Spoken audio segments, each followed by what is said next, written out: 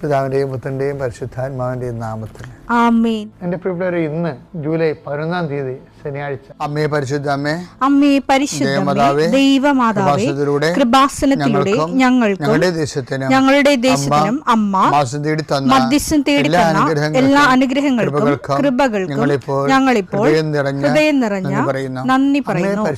അമ്മേ പരിശുദ്ധമേ, ദൈവമാതാവേ, 2004 ഡിസംബർ 7-ാം തീയതി ഉച്ചകഴിഞ്ഞ് 2:30 കൃപാസനത്തിൽ സംഭവിച്ച അമ്മയുടെ പ്രത്യക്ഷപ്പെടലിനെക്കുറിച്ച് തിരുസഭയ്ക്ക് സമർപ്പിച്ചിരിക്കുന്ന പഠനരേഖകളുടെ മേൽ സഭാത്മകമായ പഠനം ആരംഭിക്കുവാൻ ഞങ്ങൾ പ്രാർത്ഥിക്കുന്നു.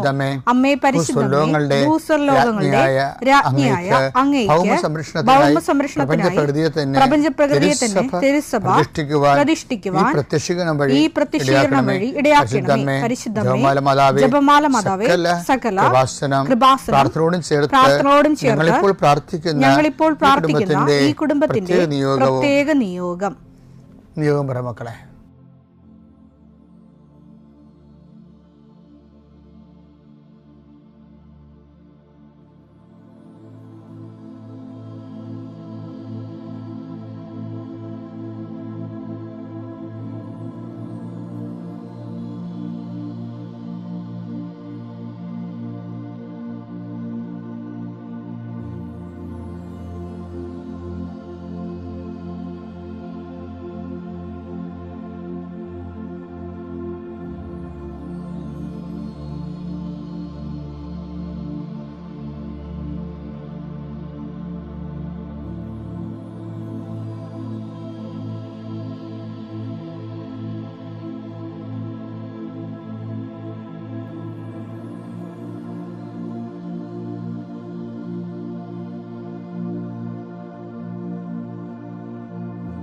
അമ്മയുടെ പ്രത്യക്ഷീകരണത്തിന്റെ ഈ അനുഗ്രഹവേളയിൽ ഞങ്ങൾക്ക് സാധിച്ചു തരുവാൻ കനിയണമേ.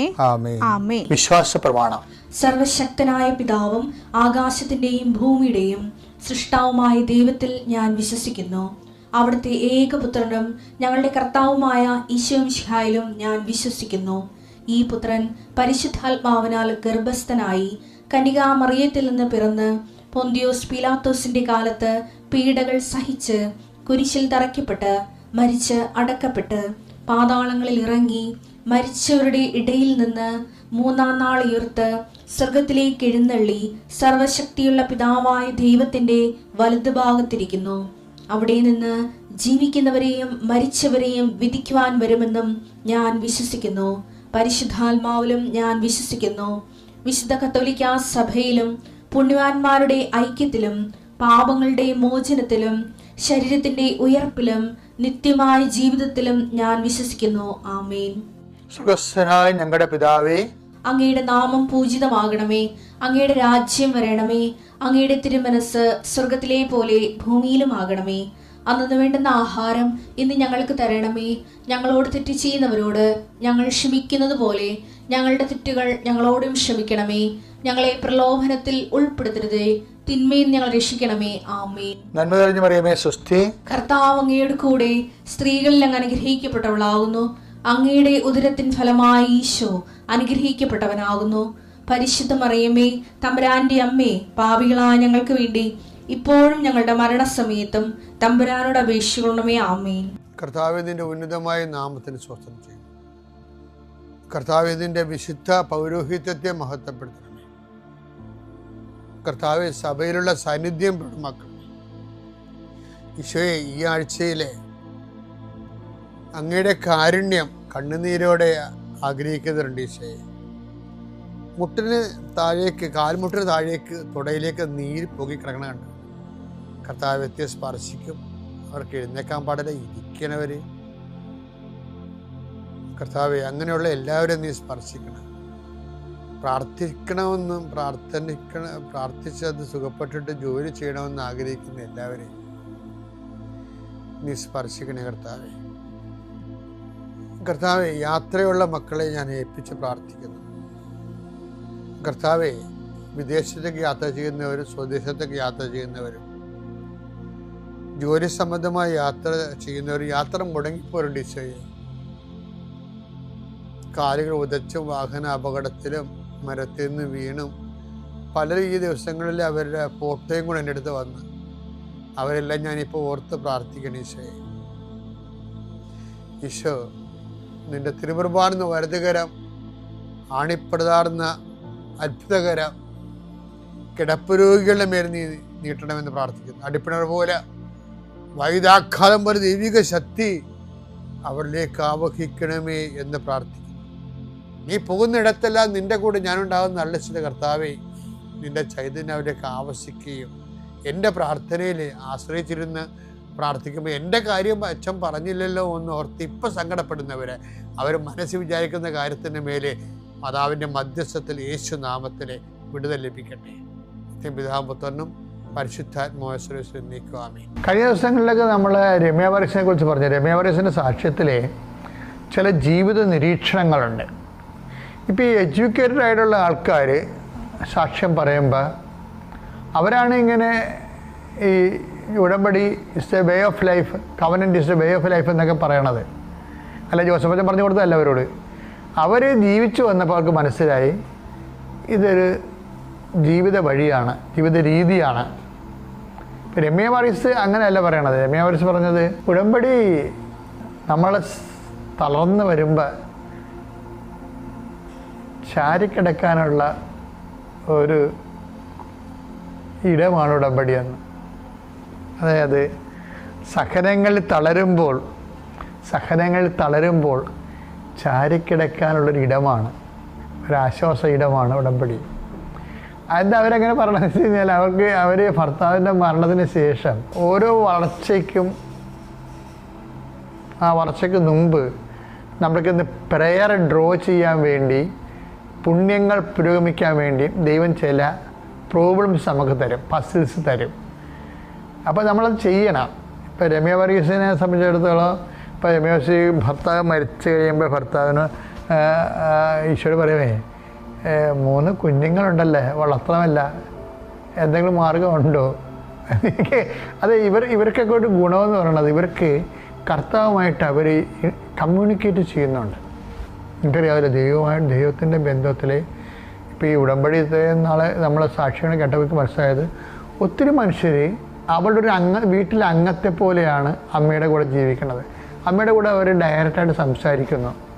അവിടെ അമ്മ വേണമെന്നില്ല, അമ്മയുടെ ചിത്രം പോലും വേണമെന്നില്ല. പക്ഷെ അമ്മ കേൾക്കുന്നുണ്ടെന്നവർക്ക് അവിടെ മനസ്സവരോട് പറഞ്ഞുകൊണ്ടിരിക്കും, നീ പറ, അമ്മ കേൾക്കുന്നുണ്ട് എന്ന് പറയും. അങ്ങനെ ഒരു വലിയ ബന്ധം ഈ ആൾക്കാരുമായിട്ടുണ്ട്. അപ്പോൾ രമ്യ പറഞ്ഞ് കുഞ്ഞുങ്ങളും 3 ഉണ്ടല്ല, എന്നെ വളർത്തണ്ടേ, ഞാൻ എന്ത് ചെയ്യുമെന്ന് ചോദിച്ചു. എന്നിട്ട് ഇവൾ പറഞ്ഞത് എൻ്റെ 2 PSC റാങ്കിലെ ലിസ്റ്റും ക്യാൻസലായിപ്പോയി, കിട്ടിയില്ല ജോലി എന്ന് പറയും. ഉടനെ അത് പറഞ്ഞതേ ഉള്ളൂ. പിറ്റേ ആഴ്ച വേറെ 2 ലിസ്റ്റ് കൊടുത്തു. ലിസ്റ്റ് കൊടുത്തപ്പോൾ അതിലെന്ന് പറയണതിന് ഇവളൊക്കെ പിക്കപ്പ് ചെയ്ത് അവൾ നല്ല ശമ്പളത്തിൽ ജോലിക്ക് കയറി. നമ്മളിങ്ങനെ ഭയങ്കരമായിട്ട് പറയുന്ന സാധനങ്ങളൊക്കെ ചുമ്മാ ഇങ്ങനെ ഈസിയായിട്ട് ഇളക്കിയാണ്. അപ്പോൾ വേറെ രസമുണ്ട്, എനിക്ക് ഇഷ്ടപ്പെട്ടതെന്ന് വെച്ചാൽ പിന്നെ പറഞ്ഞ് ഈ ജോലിക്ക് പോകാൻ തുടങ്ങിയപ്പോഴാണല്ലോ സംഗതി കുഴപ്പത്തിലായെന്ന് മനസ്സിലായത്. എന്ന് വെച്ചാൽ ഇപ്പം മാതാപിതാക്കന്മാരും വളരെ പ്രായമാണ്. പിന്നെ പിള്ളേർ 3 കിളന്തകളാണ്. അതിലൊന്ന് പിള്ളേർ സ്കൂളിലും പിന്നെ താഴത്തെ കുഞ്ഞു ക്ലാസ്സിലും പോണ പിള്ളേരാണ്. ഈ കക്ഷികൾ വീട്ടിൽ എന്തൊരു പരവേശമാണ് അമ്മമാർക്ക്. ഈ കക്ഷികൾ വീട്ടിൽ വരണ മുമ്പ് അമ്മമാർ വരണം. പക്ഷേ അമ്മയുടെ ജോലി എന്ന് പറഞ്ഞാൽ 90 കിലോമീറ്റർ അകലെയാണ്. അപ്പോൾ കയറിയ പാട്ടിൽ അതൊന്ന് ട്രാൻസ്ഫർ ചെയ്ത് 5 കൊല്ലത്തിനുള്ളിൽ പാടാണ്. അപ്പോൾ പ്രശ്നം അതൊന്നുമല്ല. ഈശോട് പറഞ്ഞു ഈശോ ഞാൻ വന്നു കയറുമ്പോൾ സന്ധ്യയാകും, പക്ഷേ അപ്പനും അമ്മയൊക്കെ ഇവിടെ സേഫ് ആകണ്ടേ. ഇത് നിലമ്പൂരാണ്, വനത്തിൻ്റെ അരികിലാണ്. വെള്ളപ്പൊക്കവും മഴയും പിന്നെ വന്യമൃഗങ്ങളുടെ ഉപദ്രവങ്ങളൊക്കെ ഉണ്ട്. ഇപ്പം എന്നെ ഒന്ന് ഇവിടുന്ന് മാറ്റുക, ആൾക്കാരൊക്കെ ഉള്ള സ്ഥലത്തേക്ക് കൊണ്ടുപോകാമെന്ന് ചോദിച്ചു. അപ്പോൾ പറഞ്ഞപ്പോൾ അനിയത്തി വിളിച്ച് ചേച്ചിക്കൊരു വീഡിയോ ഞാൻ കണ്ടിട്ടുണ്ട് കേട്ടോ, ചേച്ചി വന്ന് നോക്കുമെന്ന് പറയും. അപ്പോൾ ഇവർ തമ്മിൽ കമ്മ്യൂണിക്കേഷൻ ഉണ്ടോ നമുക്കറിയത്തില്ല. അവിടെ വർത്തമാനം കേട്ടുകഴിഞ്ഞാൽ കമ്മ്യൂണിക്കേഷൻ ഇല്ല. ഇവരിതിന് വേണ്ടി ചെയ്യുന്ന പെട്ടെന്നാണ് സംഭവം. പിന്നെ ടൗണിൽ പെട്ടെന്ന് വീട് കണ്ടപ്പോൾ തന്നെ രമ്യക്ക് ഇഷ്ടപ്പെട്ടു. കർത്താവ് സെറ്റ് ചെയ്യുന്ന വീട്. അപ്പോൾ കൊണ്ട് ഉപ്പ് ഇട്ടും ഉടമ്പടി ഉപ്പ് ഇട്ടും പറഞ്ഞ് എൻ്റെ അവകാശമല്ല, എൻ്റെ അവകാശം എഴുതി നിനക്ക് തരണമെന്ന് പറഞ്ഞു. ആർക്ക്? ഈശോയ്ക്ക്. വീട് നിൻ്റെ ഉടമസ്ഥയിലാണ്. അവരിങ്ങനെ അവരിങ്ങനെ ജീവിക്കണം. അങ്ങനെ ജീവിക്കണം കുറേ മനുഷ്യരുണ്ട് കർത്താവുമായിട്ട്. ഉടമ്പടിയുടെ ഏറ്റവും വലിയ വിഷയം നല്ലൊരു പെർഫെക്റ്റ് റിലേഷനിലേക്ക് ദൈവമായിട്ട് വരുന്നു എന്നുള്ളതാണ്.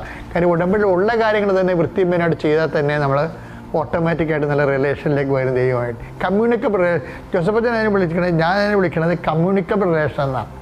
റിലേഷനൊക്കെ ഒത്തിരി ഉണ്ട്. ആൾക്കാർക്ക് പാസീവ് ഉണ്ട്, ആക്റ്റീവ് ഉണ്ട്. കമ്മ്യൂണിക്കബിൾ റിലേഷൻ എന്ന് പറയുന്നത് നമ്മൾ സംസാരിച്ച ദൈവം സംസാരിക്കുക ഇങ്ങോട്ട്. പുറപ്പാട് 33:11 അതിമനോഹരമായ വചനമുണ്ട് ഇതുമായിട്ട് ബന്ധപ്പെട്ട്. അത് വായിച്ചത് സ്നേഹിതനോടെന്ന പോലെ കർത്താവ്.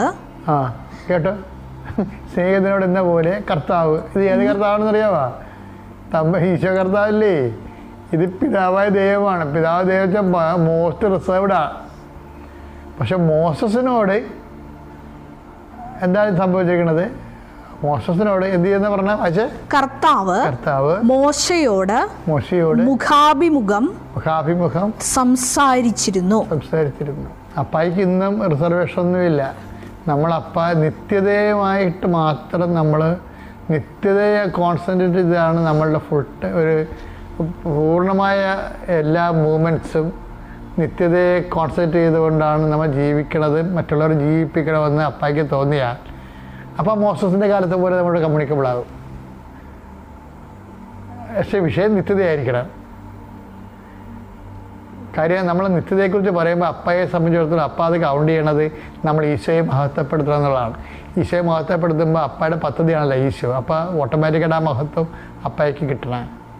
അപ്പം അതുകൊണ്ട് പിന്നെ അങ്ങനെ വരുമ്പോൾ അപ്പ നമ്മളോട് ഇൻട്രാക്ട് ചെയ്യാൻ തയ്യാറാവും. അപ്പം അത് ആ ഉടമ്പടിയിൽ ഉണ്ടാകുന്ന ഏറ്റവും വലിയ സാധ്യത എന്ന് പറഞ്ഞാൽ കമ്മ്യൂണിക്കബിൾ പ്രസൻസാണ്. Communicative presence. ഇപ്പം കമ്മ്യൂണിക്കേറ്റീവ് ഇംഗ്ലീഷ് എന്നൊക്കെ നിങ്ങൾ പറഞ്ഞില്ല, അതുപോലെ കമ്മ്യൂണിക്കേറ്റീവ് പ്രസൻസ് ഉണ്ട്. ഇപ്പോഴും നമ്മളോട് കമ്മ്യൂണിക്കേറ്റ് ചെയ്യും. എന്നുവെച്ചാൽ നമ്മൾ എന്ത് പറയുന്ന അളവിലും തൂക്കത്തിലും സഡൻ ആക്ഷൻ ഉണ്ട്. അത് കമ്മ്യൂണിക്കേറ്റീവ് പ്രസൻസ് എന്ന് പറയുന്നത്. അപ്പം രമ്യ വർഗീസ് അതിൻ്റെ ഒരു ആ അനുഭവതലത്തിലേക്ക് വന്ന് നിങ്ങൾക്കും എല്ലാം ഇതിന് ഉടമ്പടിക്കെല്ലാം ആ സാധ്യതയുണ്ട്. അതാണ് ഞാൻ സാധ്യത പ്രയോജനപ്പെടുത്തണമെന്ന് പറഞ്ഞത്. പിതാവിൻ്റെയും പുത്രൻ്റെയും പരിശുദ്ധാത്മാവിൻ്റെയും നാമത്തിൽ.